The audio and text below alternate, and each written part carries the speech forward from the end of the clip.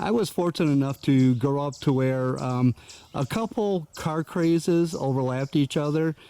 Toward the end of the muscle car craze, I get to experience the cars like the Judge or the Roadrunner, stuff like that my brothers had. And then I moved into El Caminos as I got a little bit older and able to drive. And then after that, as insurance costs and gasoline costs were going up, the muscle car craze kind of faded a tiny bit. And in the meantime, a new craze took off, and that was the van craze. I'm no stranger to the van craze because at the beginning of the 1980s, I had purchased a Ford Econoline van from a guy in Vermont. And back then, JCPenney became my best friend. They had a catalog that was as thick as the old Montgomery Ward and Sears Roebuck catalogs, but there was a large section in the back that had nothing but van accessories. Pretty much anything you wanted to customize the exterior and interior of a van, they had it. So as money and time allowed, I purchased a piece here and there, installed it on my van, and just kept right on going. As I got looking through some of my old photos of my El Caminos and of my Ford van, I started really wishing I had another van. I love my Jeep. I still have my Jeep. It's all paid off. Right now it's sitting in my storage unit because I ended up buying another van. Well, I kind of found the combination that took care of all my wants and needs. Anybody that knows me knows that I love black vehicles. My El Caminos were black. I had a motorcycle, a Harley Davidson motorcycle that was black. My ATV was black. My pickup truck was black. And of course, my Jeep is black. So all of a sudden, I'm looking through online ads for either a GMC Savannah or a Chevy Express van, and lo and behold, a local dealer had a black Chevy Express 2500 van for sale with only 50,000 miles. Well, the day came that I went to that local dealership to check out that van, and before I left, I had a deposit put down on it. They put a sold sign on the keys, and a week later, I picked it up. And here it is. This is my 2021 Chevy Express 2500 with only 50,000 miles on it. As I checked out the information on the van, I saw it was purchased locally and kept locally. It was brought in for regular service maintenance, and it was also rust-proofed and undercoated.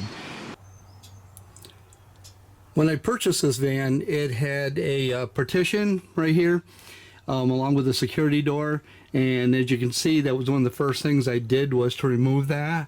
But this van also came with metal storage cabinets. I've got 3 of them, one on this side, 2 over here, and it came with ladder racks. One of the first things I did was to remove the ladder racks because they're not going to be of a type that I'm going to use.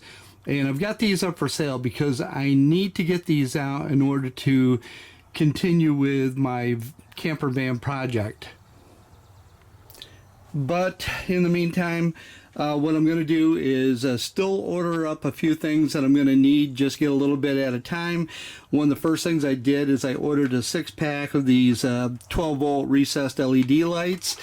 As you can see, they're pretty small. They're not real big, but I think that from what I've seen on YouTube videos and the amount that these put out, that they'll be pretty bright in here.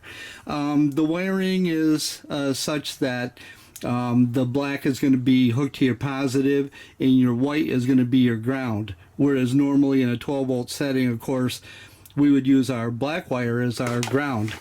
It does have spring-loaded clips on both sides, and they're pretty strong clips. You drill a 2 1/4 or a 2.5 inch hole. It can be one or the other, and you would bend these up, and once you slide it into the hole, these are going to spring and pull this light right up into place.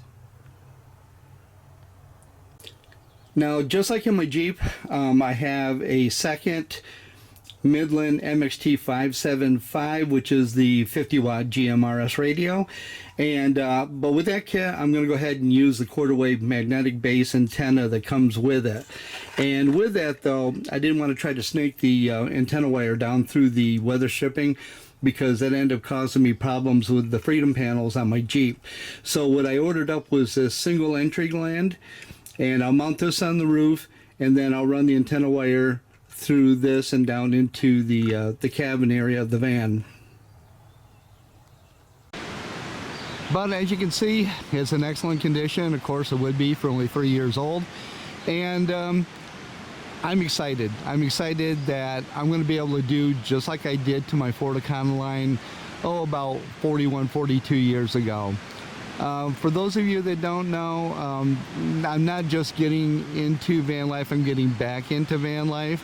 I'm 66 years old. In a couple weeks I'm going to be 67, and the thought doesn't bother me at all. I'm excited to get into customizing the van the way I want it, and then getting out on the road and doing some overland and camping trips.